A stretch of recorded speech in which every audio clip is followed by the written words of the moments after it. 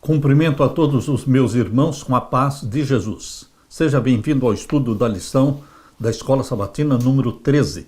O amor é o cumprimento da lei. Antes de começar, vamos orar. Pai querido que estás nos céus, eu e os meus irmãos, juntamente nos unimos em adoração ao Senhor, Criador dos céus e da terra. Adoramos o Pai, o Filho e o Espírito Santo. O Senhor é o nosso Deus, o Deus de Abraão, de Isaque e de Jacó, a quem servimos e amamos. Derrama sobre nós, Pai amado, em nome de Jesus, o Espírito Santo. Abre a nossa mente para compreendermos a Tua palavra e grava a Tua lei, a Tua santa lei em nosso coração. Em nome de Jesus. Amém, Senhor. O amor é o cumprimento da lei. O verso áureo: não fiquem devendo nada para ninguém, exceto o amor de uns para com os outros, pois quem ama o próximo cumpre a lei. Romanos 13, 8. Enquanto os membros da comissão estavam tratando sobre o caso de um irmão da igreja, um dos membros da comissão disse ao pastor: mas não podemos tomar decisões com base em compaixão. Queridos, será que não podemos tomar decisões com base na compaixão?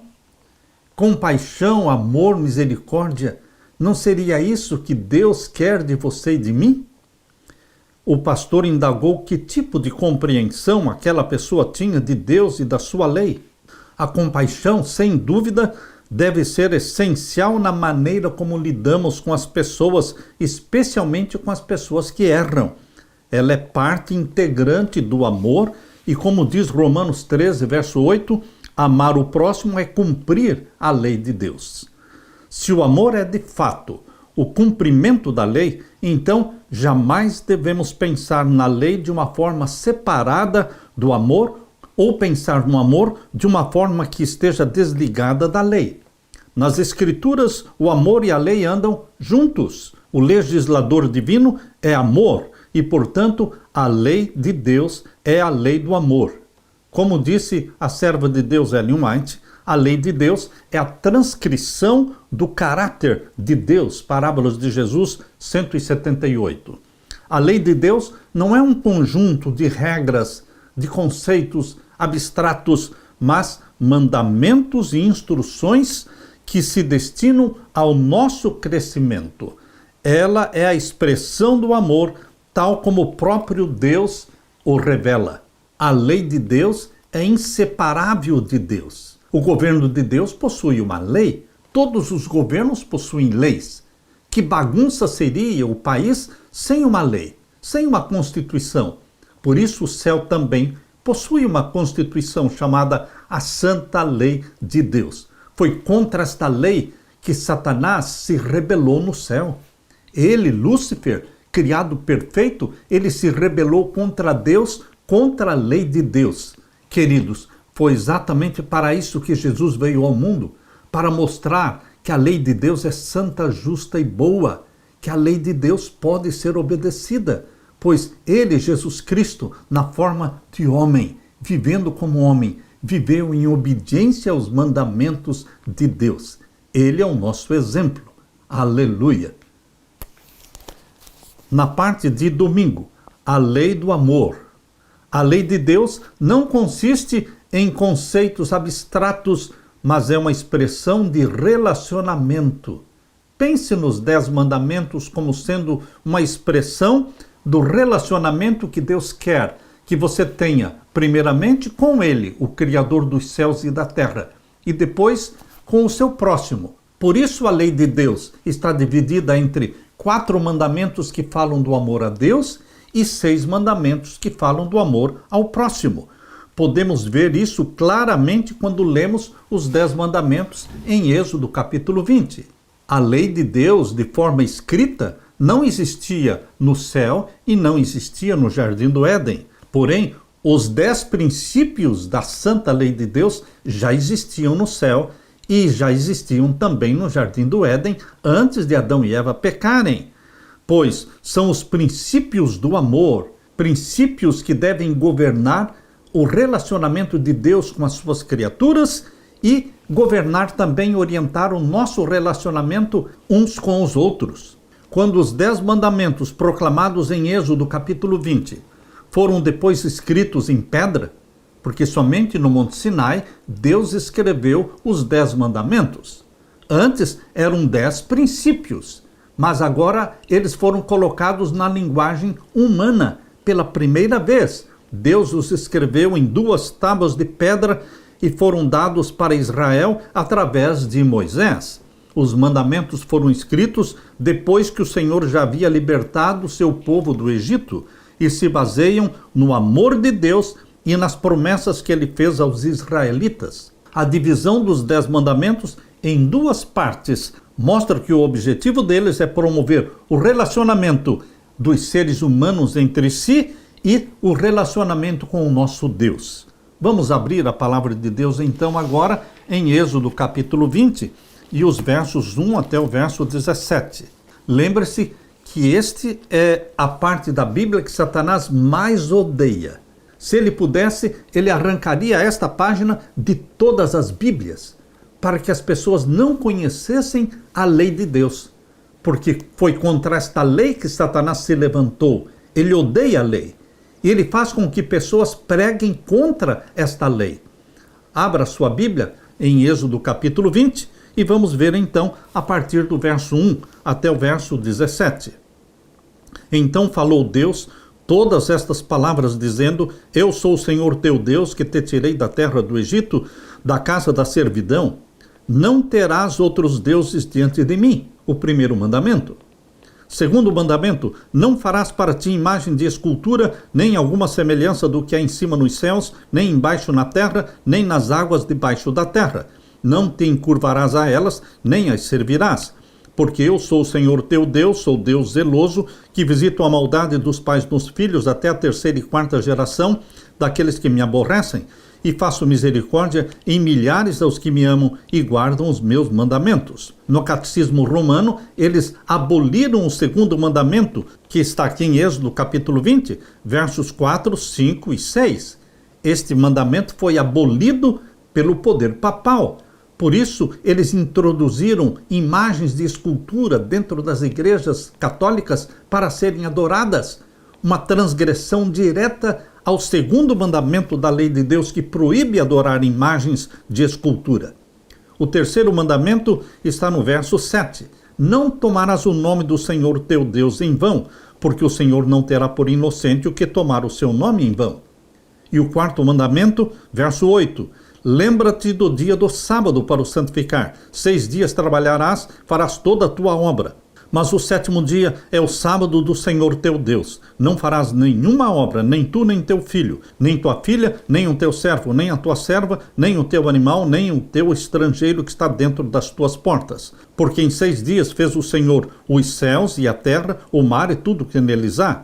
E ao 7º dia descansou, portanto abençoou o Senhor o dia do sábado e o santificou. Este 4º mandamento, que começa no capítulo 20, verso 8 até o verso 11, também foi removido da lei que está no Catecismo Romano. Portanto, o poder papal eliminou o 2º mandamento da lei de Deus e eliminou o 4º mandamento da lei de Deus. No lugar deste 4º mandamento da lei de Deus, que diz: lembra-te do dia do sábado para o santificar, o Catecismo Romano diz simplesmente guardar domingos e festas. É uma rebelião contra o Criador dos céus e da terra. O sábado é um sinal de que Deus é o Criador dos céus e da terra, mas o domingo é o sinal de autoridade papal. É uma rebelião contra o Criador dos céus e da terra. Agora, queridos, que nós lemos os 4 primeiros mandamentos, que falam do seu amor a Deus, agora vamos ler os 6 últimos mandamentos que falam do amor ao próximo. Vamos ler então o verso 12. Honra o teu pai e a tua mãe, para que se prolonguem os teus dias na terra que o Senhor teu Deus te dá. E o 6º mandamento: não matarás. E o 7º mandamento: não adulterarás. E o 8º mandamento: não furtarás. E o 9º mandamento: não dirás falso testemunho contra o teu próximo. E o 10º: não cobiçarás a casa do teu próximo, não cobiçarás a mulher do teu próximo, nem o seu servo, nem a sua serva, nem o seu boi, nem o seu jumento, nem coisa alguma do teu próximo. No Catecismo Romano, eles pegaram este 10º mandamento, que está no verso 17, e dividiram formando 2 mandamentos. Os primeiros 4 mandamentos tratam do relacionamento das pessoas com Deus. Não falam do próximo, mas falam como você deveria se relacionar com Deus. Não terás outros deuses diante de mim, não farás para ti imagem de escultura, somente a Deus adorarás, não é? Não tomarás o nome do Senhor teu Deus em vão, e lembra-te do dia do sábado. Esse é o dia do Senhor. Falam do seu amor a Deus. Há pessoas que dizem que amam a Deus, mas não querem e não precisam guardar os 4 primeiros mandamentos. Meu querido irmão, minha querida irmã, como nós poderemos mostrar diante do mundo que nós amamos a Deus? Como? Guardando os primeiros 4 mandamentos. E como é que nós poderemos provar ao mundo que nós amamos o nosso próximo? Praticando a obediência aos 6 últimos mandamentos. Essas 2 partes da lei, amor a Deus, amor ao próximo, correspondem diretamente ao que Jesus identificou como os 2 maiores mandamentos em Mateus capítulo 22 e o verso 37. Ame o Senhor seu Deus de todo o seu coração e ame ao seu próximo como a si mesmo. Mateus 22, 37 e verso 39. Meu querido irmão, Jesus deixa explícito que esses 2 grandes mandamentos, amor a Deus, amor ao próximo, dependem deles toda a lei. Porque Jesus falou, destes 2 mandamentos dependem toda a lei e os profetas. Mateus 22, 40. Estes 2 grandes mandamentos de amar a Deus e amar ao próximo não anulam os 10. Eles simplesmente resumem os 10 mandamentos. O amor de Deus é a base da sua lei. O amor e a lei de Deus são inseparáveis.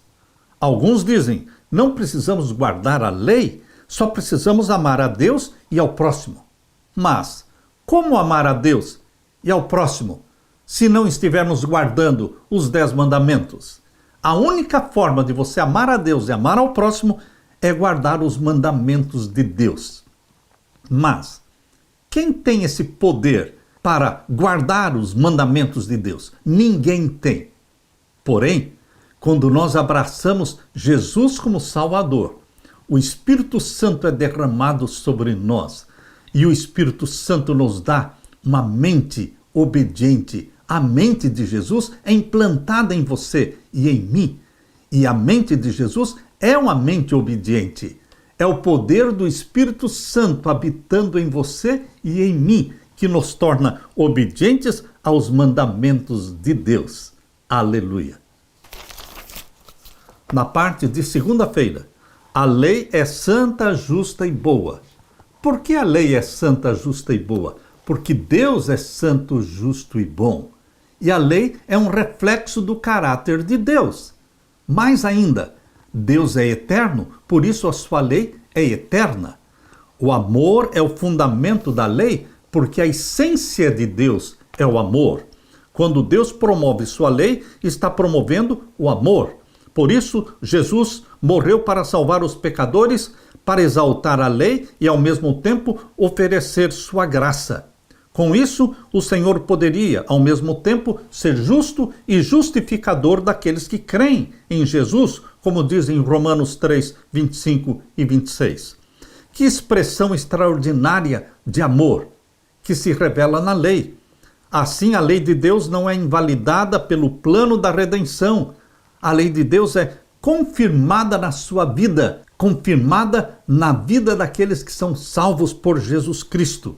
Abra sua Bíblia em Romanos capítulo 6. Romanos capítulo 6 e vamos ver então os versos 1 até o verso 3. Leia comigo. Que diremos, pois? Permaneceremos no pecado para que a graça abunde? De modo nenhum. Nós que estamos mortos para o pecado, como viveremos ainda nele?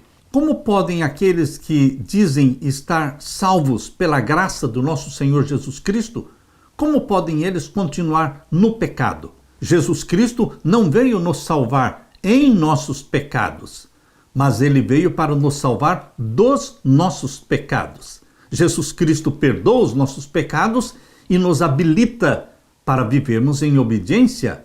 Por isso não podemos usar o argumento de que a graça de Deus me dá a liberdade de continuar no pecado. Porque esta é a pergunta que Paulo está fazendo aqui em Romanos 6:1. Que diremos, pois? Permaneceremos no pecado para que a graça abunde? Porque somos salvos pela graça, vamos continuar no pecado? Não. De modo nenhum, diz Paulo. Verso 2. Capítulo 6 de Romanos, verso 2. De modo nenhum. Nós que estamos mortos para o pecado, como viveremos ainda nele? Lembre-se que 1 João 3,4 diz que pecado é transgressão da lei. Continuar vivendo no pecado é continuar vivendo na transgressão da lei de Deus. Mas o propósito da salvação na graça de Jesus não é para que você continue no pecado, na transgressão, mas para que você seja transformado em um filho, em uma filha obedientes a Deus. Verso 3. Ou não sabeis que todos quantos fomos batizados em Jesus Cristo, fomos batizados na sua morte? A morte de Jesus Cristo representa a morte para o pecado, sepultamento do velho, da velha natureza e nascer da água e do Espírito. Assim como Jesus morreu, foi sepultado e ressuscitou, assim também todos aqueles que vão entrar no reino de Deus, eles terão que morrer para o pecado, serem sepultados na sepultura líquida do batismo e então nascer como uma nova criatura, como filho e filha de Deus. Abra sua Bíblia e leia comigo também Romanos capítulo 7 e o verso 7 até o verso 12. Vejam as perguntas que Paulo faz aqui no capítulo 7, verso 7. Que diremos, pois? É a lei pecado? Obviamente que a lei não é pecado. A lei é um espelho moral que mostra o que é pecado. A lei não é pecado, mas a lei mostra, revela o que é pecado. Que diremos, pois, é a lei pecado? De modo nenhum, mas eu não conheci o pecado senão pela lei, porque eu não conheceria a concupiscência se a lei não dissesse não cobiçarás.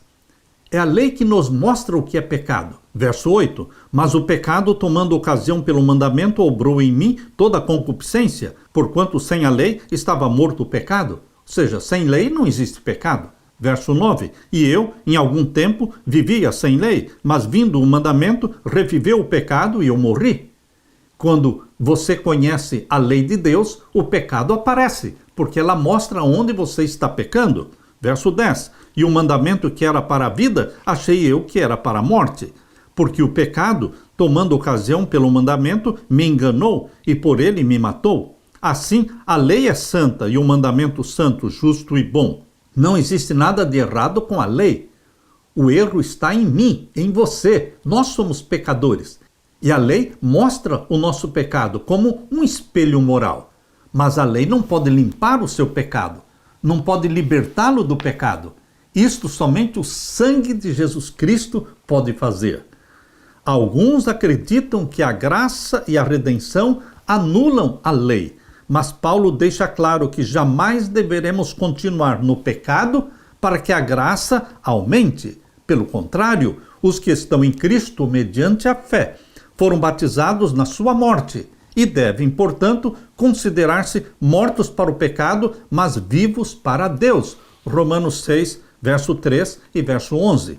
A lei de Deus não possui ligação com o pecado, mas, entre outras coisas, a lei torna o pecado e a nossa pecaminosidade mais visíveis para nós. É por isso que a lei é santa, o mandamento é santo, justo e bom. Romanos 7, 12. A lei, revela como nada mais nossa necessidade de salvação. A lei nos convence de que somos pecadores, mostra o nosso pecado e nós sentimos necessidade de um Salvador. E esse Salvador é Jesus. A lei nos empurra para Jesus. Agora, Paulo pergunta em Romanos 3,31, Paulo pergunta, anulamos, pois, a lei pela fé? E ele mesmo responde, de modo nenhum. Abra sua Bíblia em Romanos capítulo 3 e o verso 31. Anulamos, pois, a lei pela fé? De maneira nenhuma. Antes estabelecemos a lei. Assim como Paulo exalta a salvação pela fé em Jesus Cristo, como ele fala muito sobre a salvação pela graça de Jesus Cristo, alguns se aproveitam destes versos que Paulo escreveu para dizer que a graça de Jesus Cristo anula a lei. Mas Paulo deixa muito claro, em Romanos capítulo 3, verso 31, que a lei de Deus não é anulada pela graça, nem pela fé em Jesus Cristo. A pergunta que Paulo faz é, verso 31, anulamos, pois, a lei pela fé? De maneira nenhuma. Antes, estabelecemos a lei.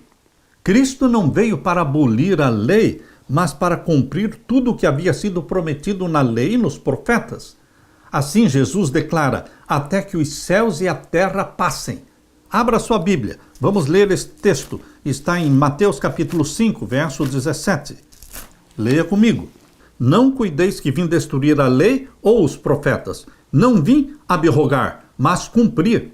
Porque em verdade vos digo que até que o céu e a terra passem, nem um jota ou um tio se omitirá da lei, sem que tudo seja cumprido. Qualquer, pois, que violar um destes mais pequenos mandamentos, e assim ensinar aos homens, será chamado menor no reino dos céus. Aquele, porém, que os cumprir e ensinar, será chamado grande no reino dos céus. A lei representa a santidade de Deus, o seu caráter perfeito de amor, de justiça, de bondade e verdade. Em relação a isso, observe que, de acordo com Êxodo capítulo 31, verso 18, o próprio Senhor escreveu os 10 mandamentos. Abra sua Bíblia em Êxodo capítulo 31 e vamos ler o verso 18. Aqui diz, e deu a Moisés, quando acabou de falar com ele no Monte Sinai, as 2 tábuas do testemunho, tábuas de pedra, escritas pelo dedo de Deus. Querido, Satanás odeia o que Deus escreveu. Ele não pediu para Moisés escrever, nem para nenhum outro profeta da Bíblia. Ele não pediu, não deu essa responsabilidade para nenhum dos 40 profetas que escreveram a Bíblia, de escreverem os 10 mandamentos. Não. Deus tomou sobre si a responsabilidade de ele mesmo escrever os 10 mandamentos. Por isso aqui, em Êxodo 31, 18, diz, e deu a Moisés, quando acabou de falar com ele no Monte Sinai, as 2 tábuas do testemunho, tábuas de pedra, escritas pelo dedo de Deus. Você não pode seguir a sugestão de Satanás e tentar anular aquilo que o próprio Deus escreveu com o seu próprio dedo. Você sabia que de toda a Bíblia, escrita pelos profetas de Deus, existe uma parte da Bíblia que não foi escrita por nenhum profeta? Qual é essa? A lei dos 10 mandamentos. Porque estes mandamentos foram escritos diretamente pelo dedo de Deus. E é exatamente esta parte da Bíblia que Satanás quer rasgar, anular. E tem colocado no coração de muitos pregadores o ódio contra a lei de Deus, fazendo-os pregar contra os mandamentos de Deus, contra a obediência a Deus. Mas, meu querido irmão, a lei de Deus é santa, justa e boa, porque Deus é santo e justo e bom. E a lei é uma transcrição, é um reflexo perfeito do caráter de Deus. Mais ainda, a lei de Deus é eterna, porque Deus é eterno. Aleluia! Na parte de terça-feira, lei e graça. Estas duas andam juntas. A lei e a graça não se opõem uma à outra, mas têm funções diferentes. A função da lei nunca foi perdoar. A função da lei nunca foi salvar. A função da lei nunca foi nos purificar dos nossos pecados. A função da lei foi simplesmente como um espelho moral, de mostrar o pecado. Mas a graça do nosso Senhor Jesus Cristo e o sangue de Jesus Cristo nos purifica de todo o pecado. Os deuses que as nações adoravam eram demônios, demônios disfarçados em deuses. Eles eram instáveis, imprevisíveis, deixando as pessoas incapazes de saber o que eles desejavam e o que lhes agradava. Mas o Deus da Bíblia, por outro lado, dá instruções claras, precisas sobre a sua vontade. Aquilo que agrada a Deus está muito claramente revelado na sua santa lei. No entanto, a lei de Deus não pode salvar do pecado, nem pode transformar o coração. Este não foi o propósito para o qual a lei foi dada. Abra sua Bíblia em Jeremias capítulo 31 e vamos ler os versos 31 a 34. Veja, qual é a promessa que Deus fez aqui em Jeremias? Capítulo 31, versos 31 a 34. Eis que vem dias, diz o Senhor, em que farei um concerto novo com a casa de Israel e com a casa de Judá, não conforme o concerto que fiz com seus pais, no dia em que os tomei pela mão para os tirar da terra do Egito, porquanto eles invalidaram o meu concerto, apesar de eu os haver desposado, diz o Senhor. Mas este é o concerto que farei com a casa de Israel depois daqueles dias, diz o Senhor. Porei a minha lei no seu interior. Esta é a obra do Espírito Santo. Colocar a lei de Deus no nosso interior. Gravar os mandamentos de Deus na nossa mente. Porei a minha lei no seu interior e a escreverei no seu coração. E eu serei o seu Deus e eles serão o meu povo. O apóstolo Paulo pegou este texto aqui de Jeremias, capítulo 31, verso 33, e escreveu esse texto lá em Hebreus, capítulo 8, e os versos 8 a 12. Ele fez uma transcrição do texto de Jeremias. A lei de Deus tem que ser gravada na nossa mente, ligada ao nosso próprio caráter. Só Deus é capaz de escrever a sua lei nos nossos corações, e ele prometeu fazer isso em favor do povo da aliança. Esta promessa está em Hebreus capítulo 8 e o verso 10. Porque este é o concerto que depois daqueles dias farei com a casa de Israel. Ele está citando Jeremias 31, 33. Porei as minhas leis no seu entendimento e em seu coração as escreverei, e eu lhes serei por Deus e eles me serão por povo. E não ensinará cada um ao seu próximo, nem cada um ao seu irmão, dizendo, conhece ao Senhor, porque todos me conhecerão, desde o menor deles até o maior. Porque serei misericordioso para com suas iniquidades, e de seus pecados e de suas prevaricações não me lembrarei mais. Meu querido irmão, aqui está a promessa de Jesus Cristo. No Novo Testamento, a lei é tão válida quanto no Velho Testamento. Porém, no Novo Testamento, Deus promete tirar a lei das tábuas de pedra e gravar esta lei na mente, no coração daquele que foi convertido, resgatado pelo sangue de Jesus. Não podemos ser salvos pela obediência à lei, nem no Antigo Testamento, nem no Novo Testamento. Não existe algo como salvos pela obediência. Salvos pelas obras. Não existe salvação pelas obras, nem pela obediência, nem no Antigo, nem no Novo Testamento. A salvação, desde o Jardim do Éden, foi pela graça. Por quê? Você se lembra que quando Adão pecou, um cordeiro foi morto no Jardim do Éden? Isto é graça. A graça prometida através de um cordeiro, que 4.000 anos depois do pecado de Adão, este cordeiro veio. É o Filho de Deus que encarnou, se tornou um de nós. Desde o Jardim do Éden, o sermão que Deus está pregando é salvação pela graça. Porém, aqueles que são salvos pela graça, eles têm prazer em obedecer os mandamentos de Deus. Não guardamos a lei para sermos salvos, mas guardamos a lei porque fomos salvos por Jesus Cristo. Nós nascemos da água e do Espírito. Não guardamos a lei para sermos amados pelo Senhor, mas guardamos os mandamentos porque já somos amados e, portanto, desejamos amar a Deus e ao nosso próximo. Isto é o que está em João capítulo 14, o verso 15. Abra sua Bíblia. Aqui Jesus Cristo está falando em João 14, 15. Se me amardes, guardareis os meus mandamentos. Meus queridos, Jesus não está dizendo, se você me ama, você não precisa guardar os mandamentos de Deus.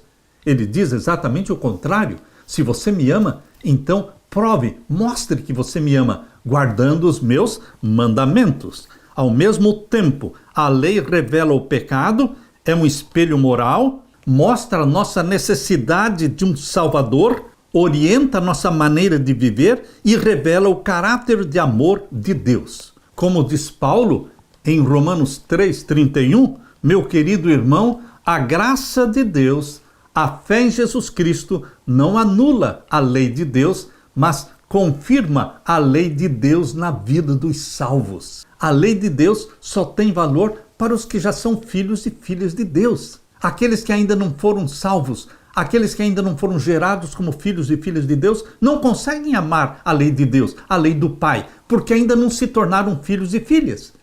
Mas quando nós somos gerados como filhos e filhas de Deus, e somos gerados pelo Espírito Santo, nascendo da água e do Espírito, então nossa vontade, nosso desejo, nossa alegria é agradar o nosso Pai, obedecer ao nosso Pai.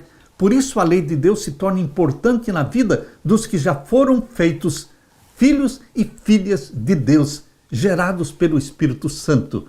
Aleluia!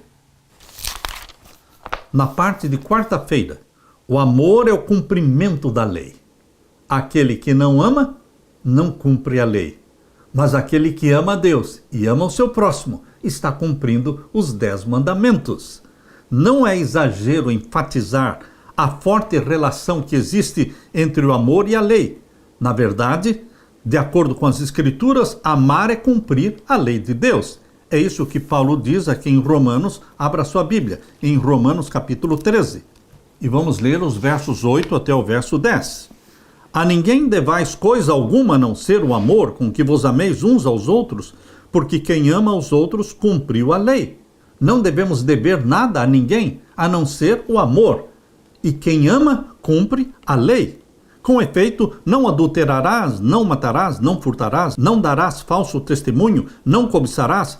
E se há algum outro mandamento, tudo nesta palavra se resume: amarás ao teu próximo como a ti mesmo. O amor não faz mal ao próximo, de sorte que o cumprimento da lei é o amor. Amor é a síntese da lei. Por quê?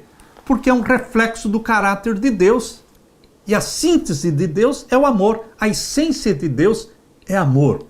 Deus não tem amor. Deus é amor. E quando você se torna filho e filha de Deus, você também se torna amor. Que tipo de amor? O amor a Deus. O amor ao próximo. Abra sua Bíblia agora em Mateus capítulo 23. Mateus capítulo 23, vamos ler os versos 23 e 24. Aqui Jesus Cristo repreende os fariseus, os hipócritas, dizendo assim, capítulo 23 de Mateus, verso 23. Ai de vós, escribas e fariseus, hipócritas, pois que dizem mais a hortelã, o endro e o cominho, eles eram fiéis dizimistas, e desprezam o mais importante da lei. Na mente de Jesus, o que era mais importante? Jesus não anula a lei, mas ele diz o que era mais importante. O que era mais importante na lei? O juízo, ou seja, a justiça, a misericórdia e a fé. Devemos, pois, fazer estas coisas e não omitir aquelas. Devemos continuar sendo fiéis dizimistas, mas lembrar que para Deus também existe o amor, a misericórdia, a justiça. Condutores cegos, disse Jesus Cristo, que coam um mosquito e engolem um camelo. Este mesmo princípio, esta mesma repreensão que Jesus está dando aqui em Mateus 23, 23, ela aparece também em Isaías capítulo 58. Aqui em Isaías 58, Deus condena e não aceita o jejum que eles estavam fazendo, porque eles estavam jejuando, mas não estavam usando de misericórdia para com o pobre e o necessitado. E vejam o que Deus fala aqui em Isaías 58, verso 6 em diante. Porventura não é este o jejum que escolhi, que soltes as ligaduras da impiedade, que desfaças as ataduras do jugo, e que deixes livres os quebrantados e despedaces todo o jugo? Porventura não é também que repartas o teu pão com o faminto, e recolhas em casa os pobres e desterrados, e vendo o nu o cubras, e não te escondas da tua carne? O povo queria fazer jejum, mostrando que amavam a Deus, mas eles estavam negligenciando o quê? A caridade, a bondade, a misericórdia, o estender a mão para o pobre necessitado. E Deus está dizendo, este jejum que vocês estão fazendo, eu não posso aceitar, porque eu quero que vocês pratiquem a misericórdia. Porventura, não é também que repartas o teu pão com o faminto? Vocês estão percebendo? a repreensão de Jesus em Mateus 23, condenando os escribas e fariseus hipócritas, porque eles eram fiéis dizimistas, mas não usavam de amor e de misericórdia para com o pobre necessitado. Aqui também, em Isaías capítulo 58, Deus está dando ênfase ao mesmo ponto. Eu não quero somente jejuns, eu quero misericórdia, bondade, cortesia, amabilidade. Por isso ele diz aqui, verso 8, Isaías 58, verso 8, então romperá a tua luz como a alva, e a tua cura apressadamente brotará, e a tua justiça irá diante da tua face, e a glória do Senhor será a tua retaguarda. Então clamarás e o Senhor te responderá, gritarás e ele dirá, eis-me aqui. Quando Deus vai dizer, eis-me aqui, se tirares do meio de ti o jugo, o estender do dedo e o falar vaidade, se abrires a tua alma ao faminto, e fartares a alma aflita, então a tua luz nascerá nas trevas e a tua escuridão será como o meio-dia. Meu querido irmão, a ênfase de Deus aqui é que o jejum verdadeiro que Deus aceita é quando ele vem impregnado, embebido na misericórdia, na bondade, no estender a mão. É neste contexto de Isaías 58, cuja ênfase é o amor, a caridade e a bondade, é nesse contexto que Deus então declara, Isaías 58, 13, se desviares o teu pé do sábado e de fazer a tua vontade no meu santo dia, e se chamares ao sábado deleitoso e santo dia do Senhor, digno de honra, e o honrares não seguindo os teus caminhos, nem pretendendo fazer a tua própria vontade, nem falar as tuas próprias palavras, então te deleitarás no Senhor, e te farei cavalgar sobre as alturas da terra, e te sustentarei com a herança do teu pai Jacó, porque a boca do Senhor o disse. Queridos, se nós lermos esse texto de Isaías 58, verso 13 e 14, esquecendo-nos do restante do capítulo, pode ser que a ênfase seja somente o sábado, a guarda do sábado. Porém, quando você lê todo o capítulo 58 de Isaías, você está percebendo que a ênfase do capítulo todo é misericórdia, caridade, estender a mão, ajudar o pobre, o necessitado, vestir o nu, alimentar o faminto. Então, a obediência a Deus, a guarda do sábado, se torna aceitável a Deus.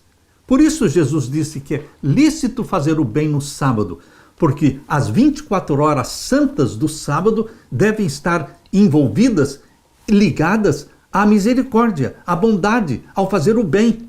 Por isso que Jesus era acusado de transgredir o sábado. Não que ele estivesse transgredindo o sábado, mas porque ele estava praticando o bem. E ele quer que também você entenda que é lícito fazer o bem. O sábado é um dia de amor a Deus e também de amor ao próximo. É um dia de misericórdia, é um dia de caridade.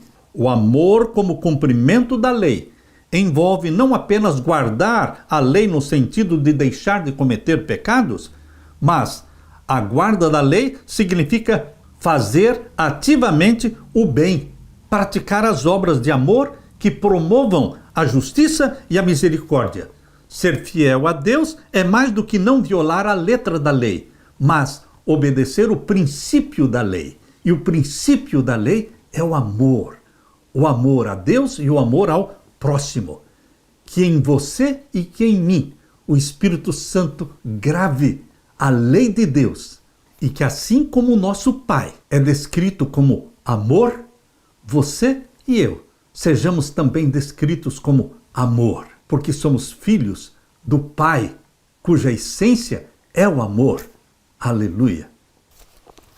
Na parte de quinta-feira, acima de tudo, amem uns aos outros. Se o amor é o cumprimento da lei, não podemos guardar a lei de Deus simplesmente deixando de fazer coisas erradas. A lei de amor não só ordena deixar de fazer o mal, mas nos leva a praticar atos que revelam o amor de Deus, não apenas aos membros da igreja, mas também ao mundo em geral, que necessita com urgência do verdadeiro testemunho cristão. A ênfase da lei não se restringe ao não fazer, não faça isso, não faça aquilo. A ênfase da lei está no fazer. Faça isso, faça como Jesus Cristo, viva amando, viva servindo, viva se dando pelas pessoas. Tiago capítulo 2, versos 1 até o verso 9. Veja o que Deus está falando através de Tiago, capítulo 2, verso 1 em diante. Meus irmãos, não tenhais a fé de nosso Senhor Jesus Cristo, Senhor da glória, em acepção de pessoas. Ou seja, faça como Jesus. Ele nunca fez acepção de pessoas. Verso 2.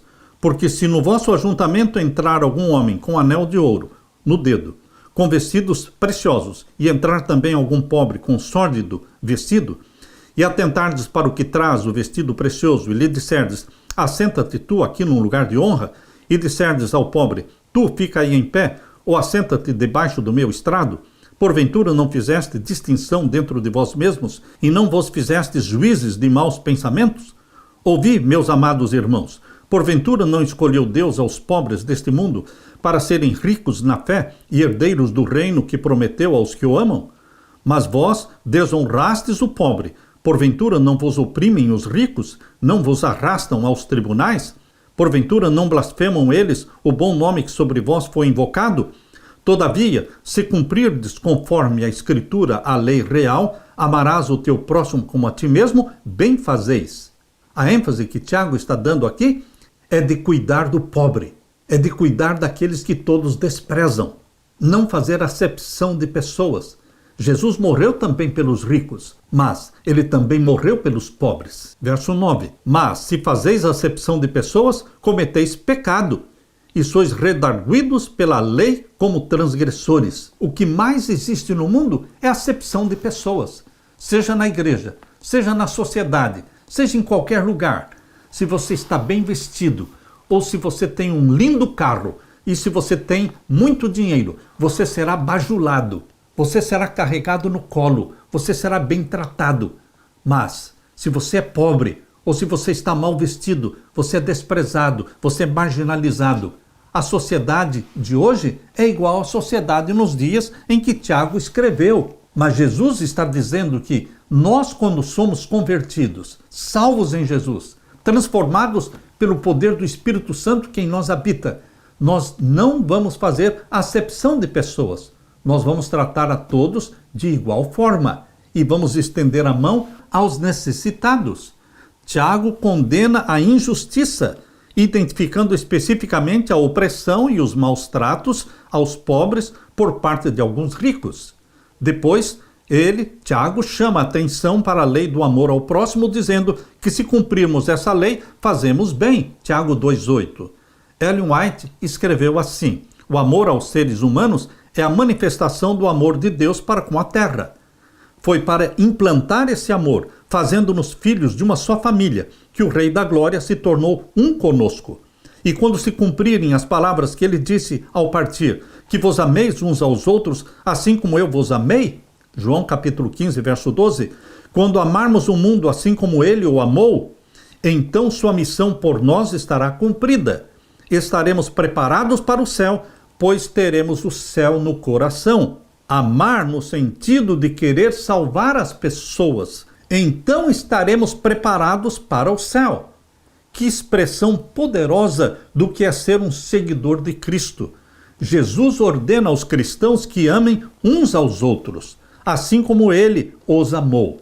Ele diz: nisto todos conhecerão que sois meus discípulos, se vos amardes uns aos outros. João 13, 34 e 35. O amor é central para a fé cristã, porque Deus é amor e os que dizem amá-lo devem amar uns aos outros. 1 João 3,11. Meu querido irmão, Pedro nos exorta, dizendo: acima de tudo, porém, tenham muito amor uns para com os outros, porque o amor cobre a multidão de pecados. 1 Pedro capítulo 4, verso 8. Meu querido irmão, acima de tudo, amem uns aos outros. Jesus Cristo nos deu o exemplo de uma vida de amor. Ele amava os ricos e amava os pobres. Ele entrava na casa dos ricos e na casa dos pobres. Os que servem os outros serão servidos pelo Supremo Pastor. Eles próprios beberão da água viva e ficarão satisfeitos. Não desejarão diversões viciantes ou alguma distração. O grande assunto que atrairá seu interesse será: como posso salvar pessoas que estão quase a se perder? O relacionamento social daqueles que foram salvos pelo sangue de Jesus Cristo. O nosso relacionamento social será proveitoso. O amor do Redentor ligará os corações em unidade. Nós iremos a uma festa de aniversário, nós iremos a uma festa de casamento, nós iremos aqui, iremos ali, sempre com a intenção de salvar, revelar o amor de Deus. Quando compreendermos que somos colaboradores de Deus, suas promessas não serão proferidas com indiferença. As promessas de Deus arderão em nosso coração e se inflamarão em nossos lábios. Moisés, quando chamado para servir a um povo não instruído, indisciplinado e rebelde, recebeu de Deus a promessa. Deus disse para ele: a minha presença irá contigo e eu te darei descanso. Êxodo 33:14. Essa mesma promessa pertence a você e a mim, a todos aqueles que trabalham como representantes de Cristo em favor dos seus aflitos e sofredores irmãos. Meu querido irmão, os aflitos e sofredores, Jesus diz, são meus irmãozinhos. Quando vocês fizerem a um destes pequenos irmãos meus, vocês estarão fazendo a mim o fizestes, disse Jesus Cristo. Meu querido irmão, Deus está chamando você e a mim para um ministério de amor, um ministério de serviço ao próximo, para sermos bons samaritanos. Lembre-se, na parábola do samaritano existia um sacerdote, um levita, um ladrão, e existiu também o bom samaritano. O sacerdote não representou Deus porque passou de largo. O levita não representou Deus porque passou de largo. O ladrão não representou Deus porque espancou e roubou aquele pobre homem. Mas o bom samaritano representou Deus. Representou Jesus Cristo. Porque em meio ao perigo de também ser assaltado e espancado, ele parou ali no meio da estrada, cuidou do homem ferido, carregou-o na sua cavalgadura, levou até uma pensão, pagou para que alguém cuidasse daquele homem. Ele é o exemplo para você e para mim, porque o bom samaritano é Jesus. O mundo está precisando de bons samaritanos, que exerçam um ministério de amor, de misericórdia e de bondade. Descubra a felicidade de servir. Querido irmão, querida irmã, viva para servir como Jesus Cristo. Aleluia! Deixe-me orar com você. Pai querido que estás nos céus, obrigado pelo exemplo precioso de Jesus Cristo. Obrigado pela salvação, pelo sangue de Jesus Cristo e obrigado porque o Senhor está implantando em nosso coração a tua santa lei, que é santa, justa e boa. Porque o Senhor está nos ajudando a viver como filhos e filhas de Deus nesta terra. Porque a tua essência, Deus, é o amor. E porque o Senhor também quer fazer de mim e dos meus irmãos amor. Amor a Deus e amor ao próximo. Que se cumpra em mim e nos meus irmãos a tua santa lei. Batiza-nos com o Espírito Santo. Que ele escreva na nossa mente e no nosso coração os teus mandamentos.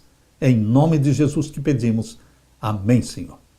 Deixo com você, meu irmão e minha irmã, a paz de meu Jesus. Amém.